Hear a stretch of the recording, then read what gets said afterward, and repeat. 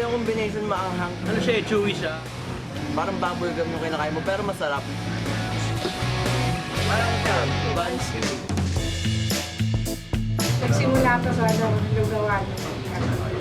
Tapos yun, after 1 month, naisipan na gawin grill.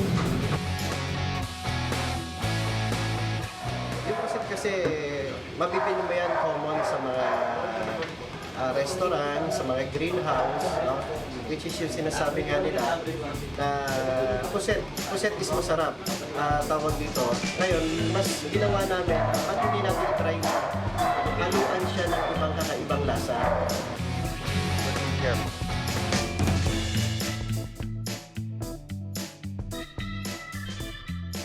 Cheese.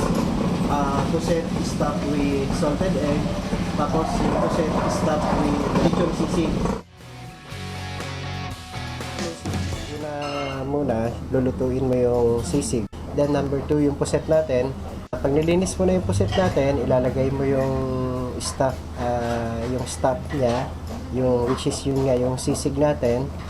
Lalagyan mo siya ng something like yung toothpick na malinis, para yung laman niya sa loob hindi na lumabas pagka inihaw mo na siya sa kawali.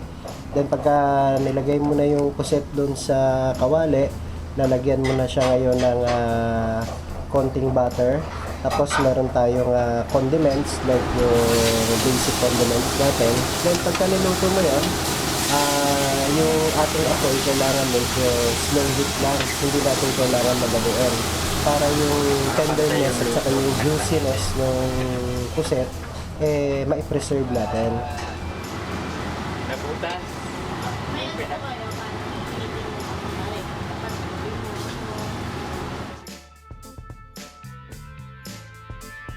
Ay, first time ko lang kumain, baka hindi ito yung last. Tsaka tama-tama lang yung lasa niya. Kadalasan kasi pag may halong squid, maalat. Pero ito kahit may sisig, hindi siya maalat. Ano niya, yung lasa. Ano siya, perfect.